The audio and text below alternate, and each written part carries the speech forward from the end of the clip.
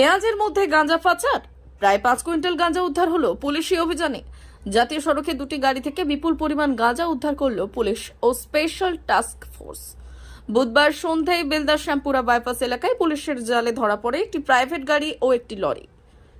জানা গেছে লরিতে পেঁয়াজের সাথে প্রায় 5 কুইন্টাল গাঁজা পাচার করা হচ্ছিল। পুলিশ সূত্রে খবর, গাঁজা সহ 5 জনকে গ্রেপ্তার করা হয়েছে। প্রত্যেকের বাড়ি উত্তর 24 পরগনায়। মূলত গোপন সূত্রে খবর পেয়ে বেলদা থানার পুলিশ ও স্পেশাল টাস্ক ফোর্স এই দিন অভিযানে নামে।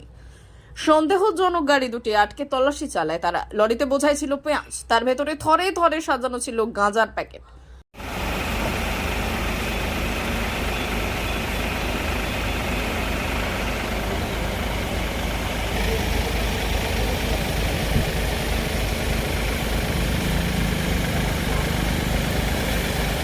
পুলিশ জানাচ্ছে প্রায় 500 কেজি গাঁজা উদ্ধার হয়েছে। আইন মোতাবেক পদক্ষেপ হবে। এই ঘটনার আরও তদন্ত চালাচ্ছে পুলিশ। D news, Belda.